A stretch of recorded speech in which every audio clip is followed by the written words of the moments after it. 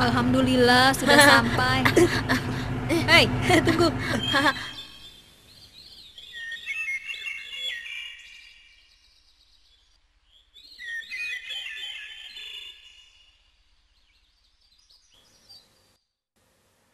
Assalamualaikum anak-anak. Kaifa halukum? Waalaikumsalam, alhamdulillah bihairin. Pelajaran fikih hari ini akan membahas masalah wudu, tayamum, dan sholat. Kalian siap?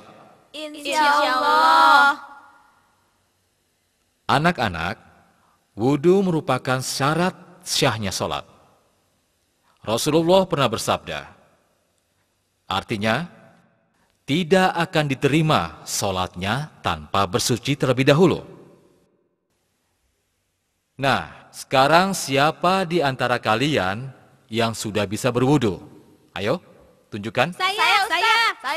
saya Pak Ustadz. Saya juga Ustadz. Alhamdulillah, saya sudah bisa berwudu. Ya, baiklah. Ustadz percaya, tapi kita tetap harus mempelajari supaya wudu kita sempurna. Karena kalau wudu kita tidak sempurna, sholat kita pun tidak akan sah. Pak Ustadz, saya mau tanya, apa ada wudu yang tidak sempurna? Bisa saja wudu tidak sempurna. Bahkan hal ini seringkali terjadi, tapi tidak disadari. Karena itu kita harus mengetahui bagaimana wudu yang benar. Apa saja yang membatalkan wudu.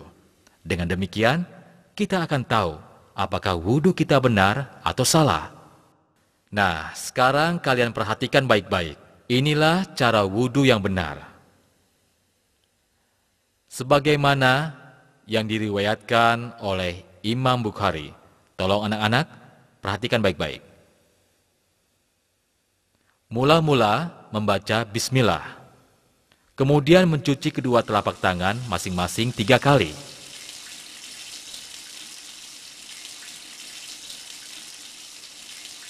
Berikutnya, berkumur-kumur dan memasukkan air ke dalam hidung sebanyak 3 kali.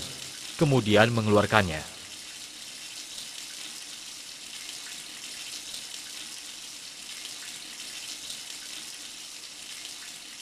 Setelah itu mencuci wajah sebanyak 3 kali.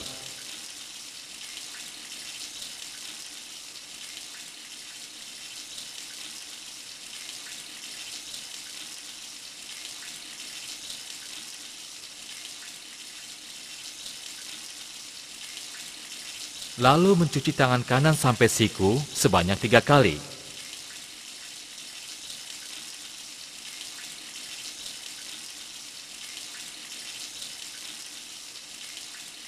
Kemudian tangan kiri sampai siku sebanyak 3 kali, saling bergantian. Seterusnya mengusap kepala dan mengusap telinga sebanyak 1 kali.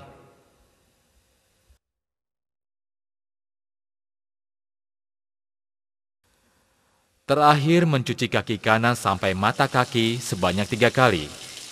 Kemudian kaki kiri sampai mata kaki sebanyak 3 kali. Saling bergantian.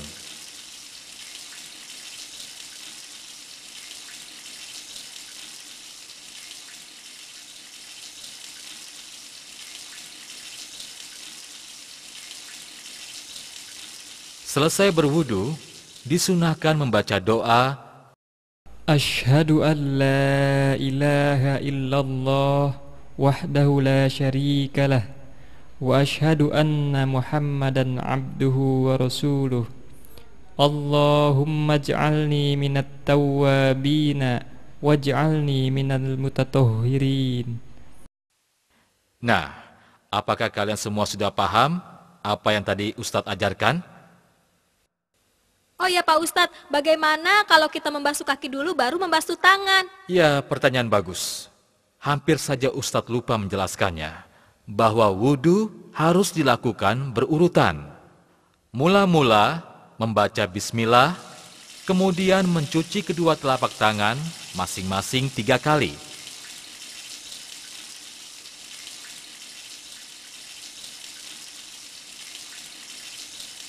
Berikutnya, berkumur-kumur dan memasukkan air ke dalam hidung sebanyak 3 kali, kemudian mengeluarkannya.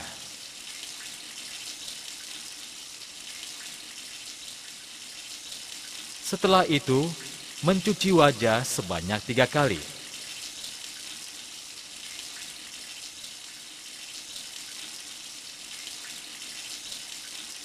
Lalu mencuci tangan kanan sampai siku 3 kali.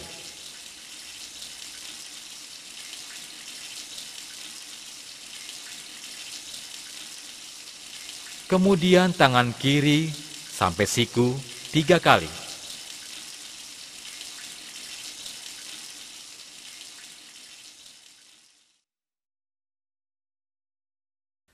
Seterusnya mengusap kepala dan mengusap telinga sebanyak 1 kali.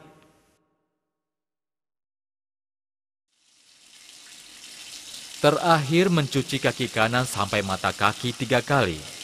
Kemudian kaki kiri sampai mata kaki 3 kali. Dan selesai berwudu, disunahkan membaca doa. Pak Ustadz, apakah wudhu kita bisa dikatakan sempurna jika semua urutan wudhu kita lakukan? Tidak mesti, bisa saja wudhu yang telah kita lakukan bisa batal. Itu karena beberapa hal. Kalau begitu Ustadz, apa saja yang bisa membatalkan wudhu? Baiklah, sekarang perhatikan baik-baik. Wudhu yang kita lakukan dengan baik dapat batal akibat beberapa hal. Pertama, karena sesuatu yang keluar dari kemaluan depan dan belakang, baik dari kemaluan maupun dari kotoran. Kedua, tidur lelap.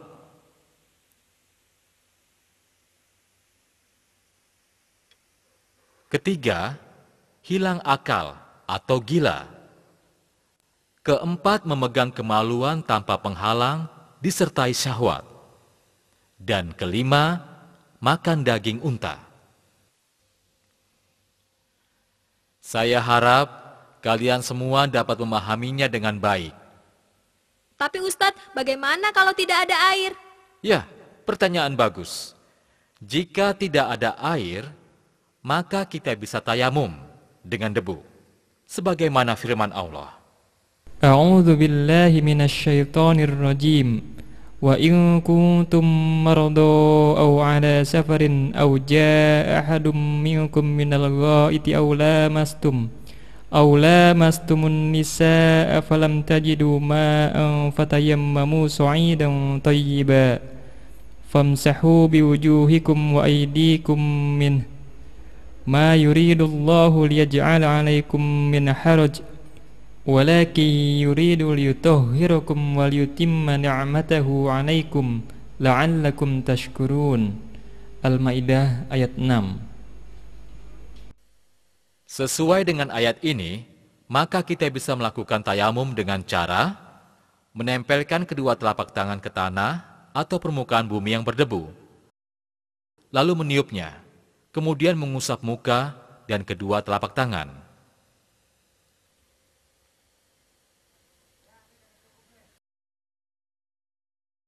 Ustadz, apa yang membatalkan wudhu sama dengan yang membatalkan tayamum? Ya, yang membatalkan tayamum sama dengan yang membatalkan wudhu, tapi ditambah dengan menemukan air, atau boleh menggunakan air kembali. Pertama, karena sesuatu yang keluar dari kemaluan depan dan belakang, baik dari kemaluan maupun dari kotoran. Kedua, tidur lelap.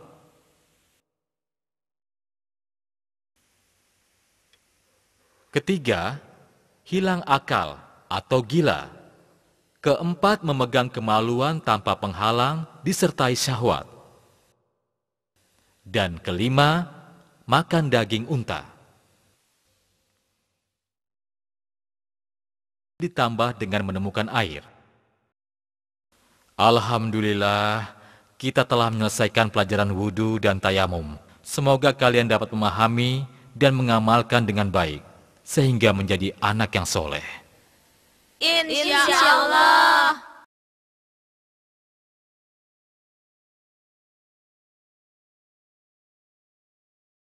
Anak-anak, pelajaran hari ini kita cukupkan sampai di sini. Ingat, apa yang sudah kalian ketahui harus diamalkan. Jangan lupa itu.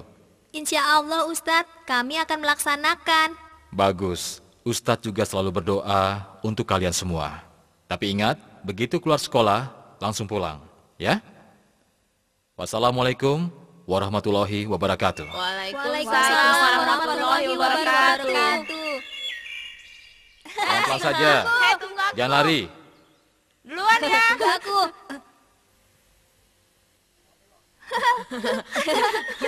Assalamualaikum Ustadz. Waalaikumsalam. Hati-hati. Jangan berisik. Ayo cepat, kamu aja. Ya, kamu aja. Ayo dong, tadi katanya berani. Ya, keburu lewat deh. Aduh, Ya udah, kalau memang kita mau, kita kejar aja. Ayo. Ustadz, Ustaz, Tunggu. Ustaz. tunggu Ustadz. Ustaz. tunggu. Tunggu. Hei, ada apa? Begini Ustadz, kami ini mau belajar tentang sholat. Apakah Ustadz mau mengajarinya? Iya Ustaz, kami ingin sholat, tapi kami belum tahu caranya. Masya Allah. Jadi sampai saat ini, kalian belum pernah sholat. Malu. Iya Ustaz. Kadang-kadang Ustaz, tapi tidak paham. Tidak apa-apa. Yang penting sekarang, kalian bersungguh-sungguh mau sholat. Tidak main-main lagi. Karena ini semua penting untuk kalian.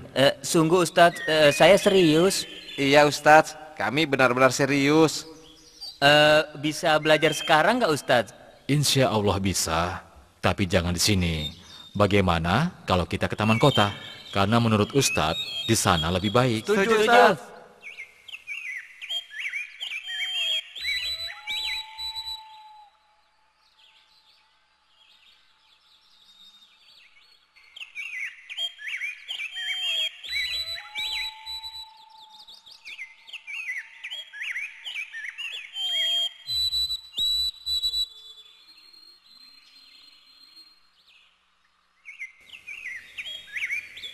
Subhanallah, indah sekali pemandangannya.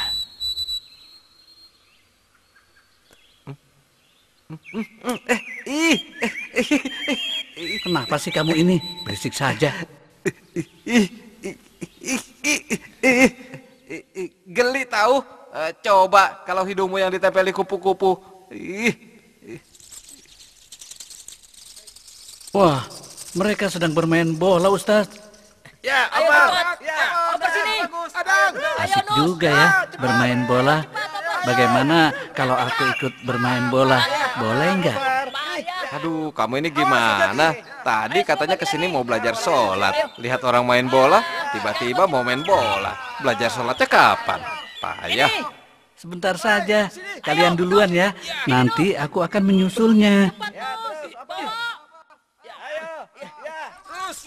Aku datang. Hadang. Maaf Ustadz ya, teman saya yang satu itu memang begitu. Dia itu memang senang banget sama sepak bola. Biarkan saja, nanti juga akan menyusul kita, ya kan? Ayo, kita cari tempat yang teduh. Di sana saja Ustadz. Iya. Di depan sana. Ada tempat duduknya lagi. Iya, adem ya Ustadz ya. Iya. Ayo kita ke sana. Kayaknya enak nih di sini. Apa aku bilang? Iya.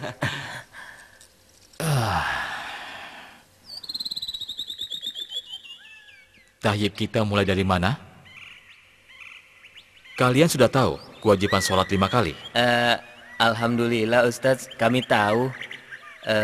Subuh 2 rakaat, zuhur 4 rakaat, asar 4 rakaat, maghrib 3 rakaat, dan isya 4 rakaat. Alhamdulillah. Wah, itu bagus sekali. Nah, karena kalian telah mengetahui tentang kewajiban sholat 5 waktu, sekarang kita mulai saja dari gerakan sholat. Sekarang, tolong kalian perhatikan baik-baik, ya. Pertama-tama, niat dalam hati untuk sholat yang akan dilaksanakan. Lalu berdiri tegak menghadap kiblat, sebagaimana hadis riwayat Imam Bukhari dan Muslim. Muka menghadap ke tempat sujud. sebagaimana hadis yang diriwayatkan oleh Al-Baihaqi dan Al-Hakim. Jika menjadi imam atau sholat sendirian, maka harus meletakkan sutra atau pembatas di depan tempat sujud, sebagaimana hadis riwayat Al-Bukhari, Muslim, dan Huzaimah. Setelah itu melakukan takbiratul ihram dengan cara mengangkat kedua tangan sejajar dengan bahu, sebagaimana hadis riwayat Bukhari dan Nasai, atau sejajar telinga, sebagaimana hadis riwayat Bukhari, Nasai, dan Abu Daud, dengan jari-jari yang tidak digenggamkan, juga tidak direnggangkan, akan tetapi lurus ke atas, sebagaimana hadis riwayat Abu Daud dan Ibnu Huzaimah. Selanjutnya meletakkan tangan kanan di atas tangan kiri, sebagaimana hadis riwayat Muslim dan Abu Daud, atau menggenggam pergelangan tangan kiri. Hal ini didasari oleh hadis riwayat An-Nasai dan Ad-Daruqutni. Kedua tangan itu diletakkan di atas dada, seperti yang dinyatakan oleh sebuah hadis riwayat Ibnu Huzaimah, Abu Daud, dan Ahmad. Kemudian melakukan ruku yang didahului dengan takbir, seperti takbiratul ihram, sebagaimana hadis riwayat Al-Bukhari dan Muslim. Ruku dilakukan dengan cara meratakan punggung, sebagaimana hadis riwayat Ahmad dan Abu Daud, sambil menggenggamkan kedua telapak tangan di atas kedua lutut dengan jari-jari direnggangkan. Kepala tidak ditundukkan atau tidak terlalu menunduk. Memandang lurus ke tempat sujud, penuh tumaninah, sebagaimana hadis riwayat Ibnu Huzaimah. Setelah itu bangkit dari ruku hingga tegak, sambil melakukan takbir seperti takbiratul ihram. Gerakan selanjutnya adalah sujud. Sebelum sujud, terlebih dahulu mengucapkan takbir. Hadis riwayat Bukhari dan Muslim. Dalam hal ini, Rasulullah terkadang mengangkat tangan terlebih dahulu, sebagaimana riwayat Nasai dan Daruqutni, dan kadang-kadang mengucapkan takbir, langsung sujud tanpa mengangkat kedua tangan. Ketika sujud, Rasulullah meletakkan kedua tangan terlebih dahulu sebelum lutut, seperti yang dinyatakan dalam sebuah hadis riwayat Ibnu Huzaimah, Ad-Daruqutni, dan Al-Hakim. Telapak tangan menempel di tempat sujud dalam keadaan terbuka, tidak mengepal, jari-jari rapat, dan menghadap kiblat, serta diletakkan sejajar dengan bahu atau telinga, sebagaimana hadis Abu Daud dan Nasai, dengan sanad yang sahih. Saat sujud, 7 anggota badan, yaitu kening, hidung, kedua telapak tangan, kedua lutut, dan kedua ujung jari-jari kaki menyentuh lantai, sebagaimana hadis riwayat Bukhari dan Muslim. Sementara itu, posisi telapak kaki tegak dengan ujung jari jemari kaki menghadap kiblat, dan kedua tumit dirapatkan, berdasarkan hadis riwayat Ibnu Huzaimah. Kemudian bangkit dari sujud dengan mengucapkan takbir, sesuai hadis riwayat Al-Bukhari dan Muslim. Kemudian duduk iftiros, dengan bertumpu di atas telapak kaki kiri dan menegakkan telapak kaki kanan, atau dengan cara duduk dengan menegakkan kedua telapak kaki dan merapatkan tumit kedua kaki, serta menghadapkan seluruh jari kaki ke arah kiblat, sebagaimana hadis riwayat Muslim. Sedangkan posisi tangan di atas paha dengan ujung-ujung jari tangan pada lutut, atau meletakkan tangan kanan di atas lutut kanan dan tangan kiri di atas lutut kiri, seolah-olah menggenggamnya. Setelah selesai duduk iftiros, lakukan sujud kedua, seraya bertakbir seperti yang dinyatakan dalam hadis riwayat Bukhari dan Muslim. Kemudian bangkit dari sujud sambil mengucapkan takbir. Hal ini berdasarkan hadis riwayat Muslim dan Al-Bukhari. Lalu duduk sejenak atau disebut duduk istirahat. Setelah itu bangkit untuk melakukan rakaat berikutnya, dengan telapak tangan mengepal, sebagaimana hadis riwayat Al-Baihaqi dengan sanad yang sahih, atau bangkit dengan membuka telapak tangan dan jari-jari menghadap kiblat. Pada rakaat kedua, dilakukan seperti gerakan pada rakaat pertama. Demikian dengan ruku, sujud, duduk iftiros, dan juga sujud kedua. Setelah sujud kedua, pada rakaat kedua, melakukan tasyahud awal dengan cara duduk seperti duduk iftiros. Tangan kiri seperti posisi saat duduk iftiros, dan tangan kanan menggenggam jari kelingking dan jari manis, menautkan jari tengah dengan ibu jari, serta menggerak-gerakkan jari telunjuk, sebagaimana hadis riwayat Abu Daud, Ibnu Hibban dalam sahihnya. Berdasarkan hadis riwayat Muslim dan Ibnu Huzaimah, pada saat tasyahud, telunjuk diacungkan ke kiblat, dan juga mengarahkan pandangan ke telunjuk, sebagaimana hadis riwayat Muslim dan Ibnu Huzaimah. Apabila sholat 4 atau 3 rakaat, seperti sholat zuhur, asar, maghrib, dan isya, maka setelah sujud kedua, pada rakaat terakhir, dilakukan tasyahud akhir dengan cara bertawaruk, yaitu menegakkan telapak kaki kanan dan menempatkan telapak kaki kiri di bawah betis kaki kanan dengan menjadikan lantai sebagai tempat bertumpu. Jika tidak mampu duduk tawaruk, maka boleh menjulurkan jari-jari kaki ke belakang, sebagaimana dinyatakan oleh hadis riwayat Muslim.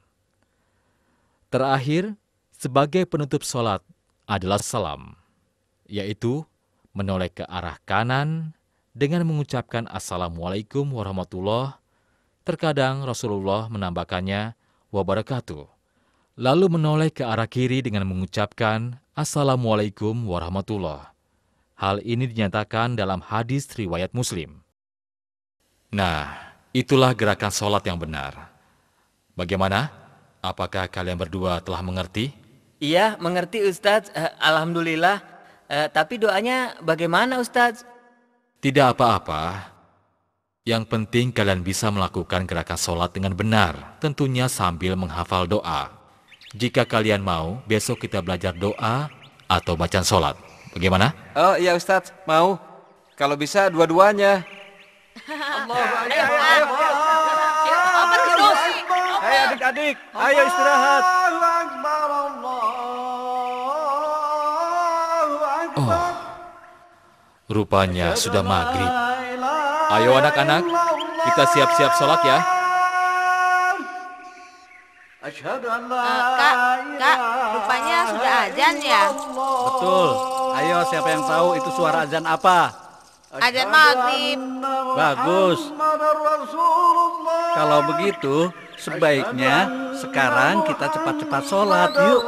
Iya, sholat di mana Kak? Di sana kita berjamaah dengan Ustadz. Ustadz, tunggu. Ustadz, tunggu Kita mau ikut Ustadz. sholat. Ustadz, Tunggu Ustadz. tunggu Ustadz. Iya, kami Kita mau mau ikut sholat. sholat. Iya. Ustadz, kita ngambil air wudhunya di mana? Di depan sana kan ada sungai, jadi kita akan berwudu di sana.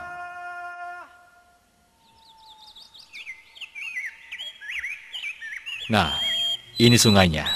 Subhanallah. Jernih sekali. Iya, jernih ya. Alhamdulillahirabbil alamin. Allahu akbar. Allahu Akbar. Alhamdulillahi Rabbil Alamin Ar-Rahmanir Rahim Maliki Yawmiddin Iyyaka na'budu wa iyyaka nasta'in Ihdinas siratal mustaqim Siratal ladzina an'amta 'alaihim ghairil maghdubi 'alaihim waladdallin. Amin.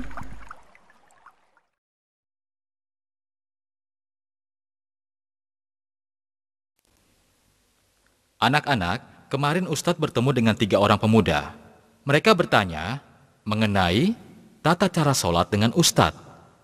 Alhamdulillah, kita sudah belajar. Akan tetapi, sholat tidak hanya gerakan, tapi juga ada bacaan di dalamnya. Anak-anak, karena itulah hari ini kita akan belajar bacaan dalam sholat. Dan Bapak minta, sekarang kalian semua tolong perhatikan penjelasan Zaid berikut ini. Tolong simak ya, karena ini penting sekali untuk kalian simak. Saat takbir mengucapkan Allahu Akbar. Saat berdiri sedekap, membaca doa iftitah. Allahumma ba'id baini wa baina khotoyaya kama ba'adta bainal masriqi wal maghrib. Allahumma nakkini min khotoyaya kama yunaqqas sabul adyadu minat danas. Allahumma gsilni min khotoyaya bil ma'i wassalji wal barad.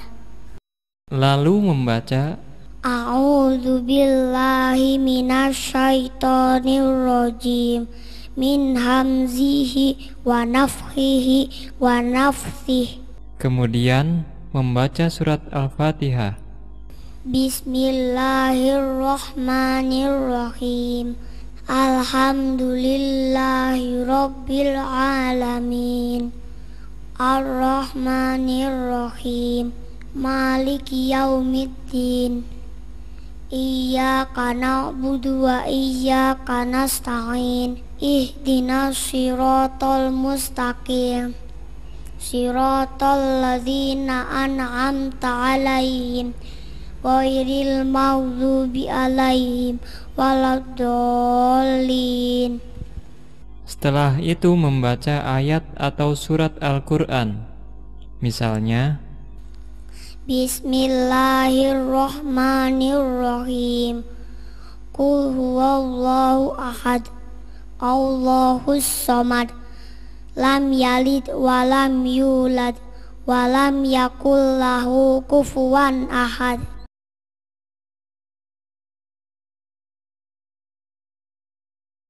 Allahu Akbar. saat ruku membaca Subhana rabbiyal azimi wa bihamdih. Subhana rabbiyal azimi wa bihamdih. Subhana rabbiyal azimi wa bihamdih.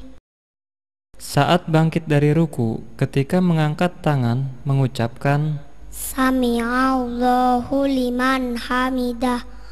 Saat berdiri tegak, membaca Rabbana walakal hamdu. Allahu Akbar.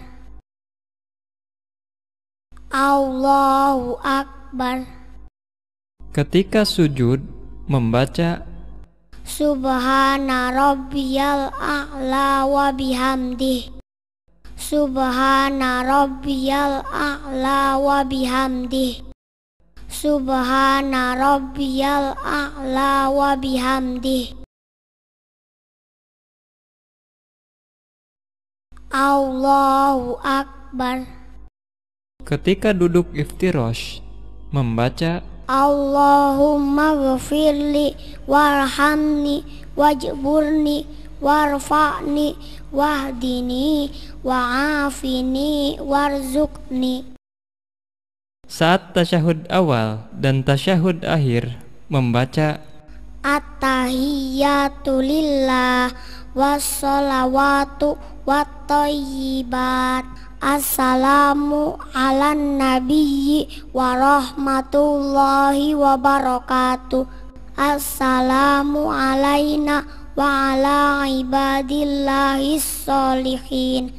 Ashhadu an la ilaha illallah wa ashhadu anna Muhammadan abduhu wa rasuluh. kemudian membaca sholawat. Allahumma sholli ala Muhammad wa ala ali Muhammad kama shollaita ala Ibrahim wa ala ali Ibrahim innaka Hamidum Majid. Allahumma barik ala Muhammad wa ala ali Muhammad kama barakta ala Ibrahim wa ala ali Ibrahim innaka Hamidum Majid.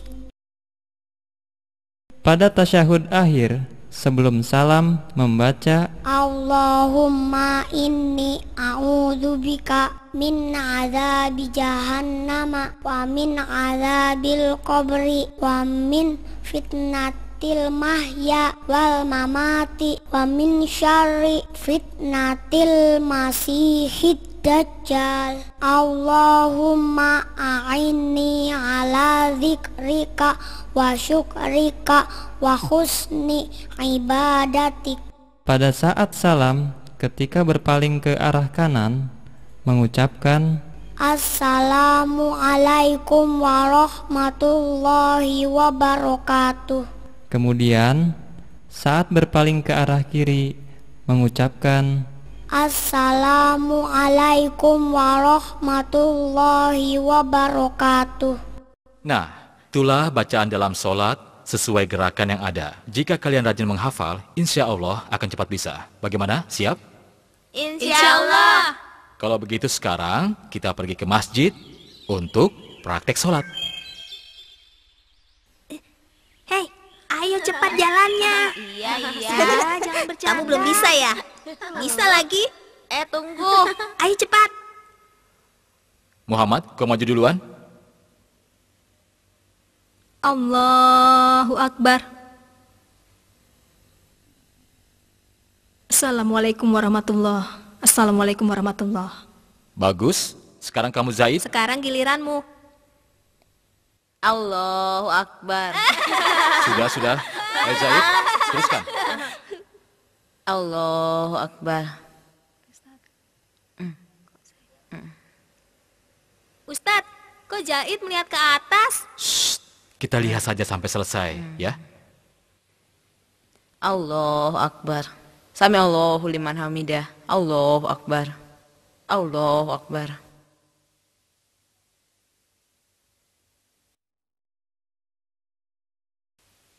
Ustadz, kok begitu? Itu kan salah. Iya, masa rukunya begitu? Ya, kalian benar. Sholat Zaid memang salah. Tapi tidak apa-apa, karena Zaid baru belajar. Dan insya Allah nanti tidak akan salah lagi. Nah, anak-anak, coba sekarang sebutkan kesalahan Zaid.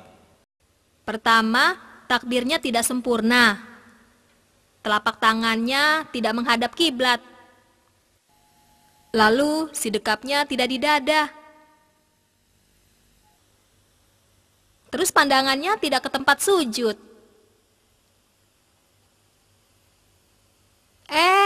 Rukunya terlalu ke bawah.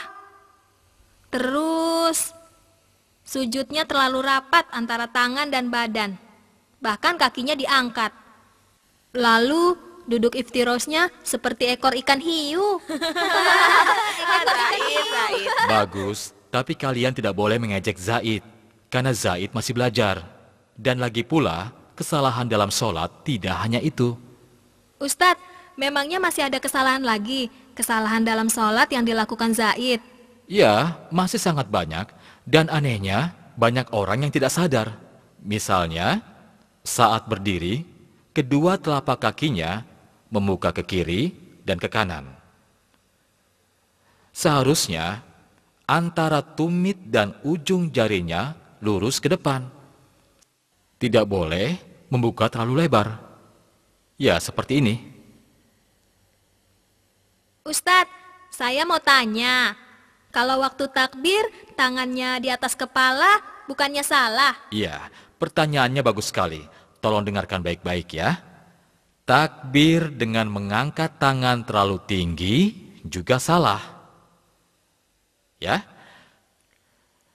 Demikian juga dengan takbir yang telapak tangannya menghadap ke badan bukan ke kiblat, seharusnya mengangkat kedua tangan sejajar dengan bahu atau telinga dengan tidak merenggangkan atau merapatkan. Contohnya seperti ini. Oh iya Ustadz, apa selain itu masih ada lagi nggak gerakan sholat yang salah? Ya, masih. Misalnya saat sedekap. Banyak orang melakukan dengan meletakkan tangan di perut. Ada juga yang seperti orang kedinginan. Terus ada lagi yang meletakkan tangannya di samping kiri.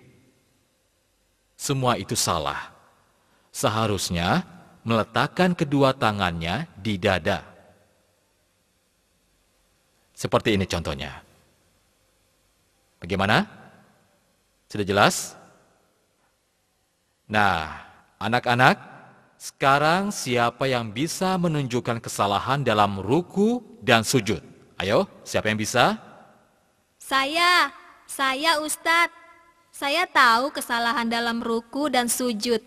Ruku yang salah adalah punggungnya ke atas, tidak lurus dengan kepala, atau terlalu ke bawah, dan tangannya tidak memegang lutut. Melihat ke depan. Seharusnya punggung lurus dengan kepala dan melihat tempat sujud.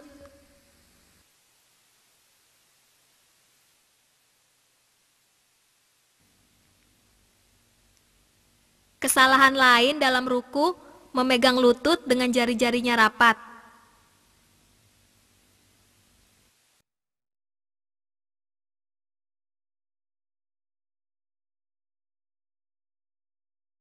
Seharusnya direnggangkan.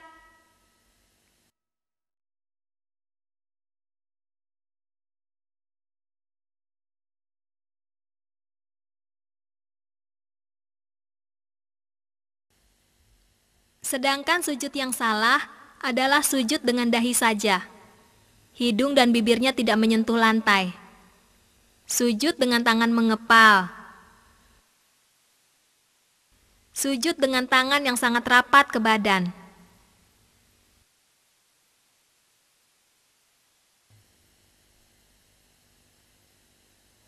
Seharusnya dahi, hidung, lutut, jari kaki, telapak tangan menyentuh lantai dan tidak merenggangkan badan dan tangan. Kesalahan lainnya saat duduk iftirosh menumpuk dua telapak kaki. Alhamdulillah, kalian memang cerdas. Tapi jangan berhenti belajar dan bertanya ya. Karena masih banyak hal lagi yang tidak diketahui oleh masyarakat. Misalnya, sholat dengan posisi yang sangat jauh dari sutra atau pembatas di depan. Bisa berupa dinding, tiang, atau apa saja yang bisa kita jadikan pembatas di depan kita sewaktu kita sholat. Jika pembatas tersebut sangat jauh, maka memungkinkan seseorang lewat di depan kita. Tapi kalau kita sholat berdiri di atas pembatas atau shaf, kemungkinan seseorang tidak akan lewat di depan kita. Ini harus kita perhatikan baik-baik. Terus Pak Ustadz, kalau jarak sutra dekat, tapi masih ada yang lewat, bagaimana Pak Ustadz? Pertanyaan yang bagus. Masalah ini banyak yang tidak memahami. Banyak orang yang membiarkan begitu saja saat ada orang yang melintas di depannya. Saat ia sholat, dan ini adalah salah besar. Kita harus menghormati orang yang sedang sholat. Jadi kita tidak boleh melewatinya saat dia sedang sholat. Seharusnya ia menghadang dengan tangan hingga orang tersebut tidak bisa lewat. Nah, Ustadz rasa kita telah banyak belajar hari ini. Mudah-mudahan saja kalian dapat mengingatnya, dan yang terpenting adalah mengamalkannya. Tidak terasa waktu zuhur sudah masuk. Oh ya Ahmad, tolong kamu azan, ya. Allahu Akbar, Allahu Akbar, Allahu Akbar, Allahu Akbar. Asyhadu an la ilaha illallah. Asyhadu an la ilaha illallah. Asyhadu anna Muhammadar Rasulullah. Ayo anak-anak, sekarang luruskan barisan, kaki rapat, karena barisan yang lurus merupakan bagian dari kesempurnaan sholat. Ya.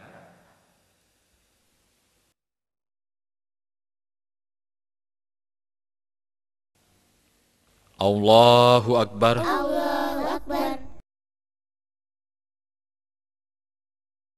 Allahu Akbar. Allahu Akbar.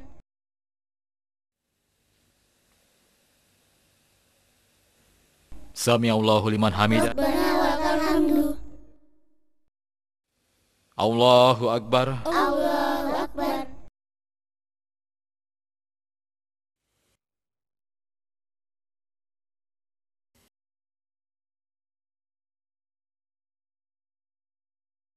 Assalamualaikum warahmatullahi.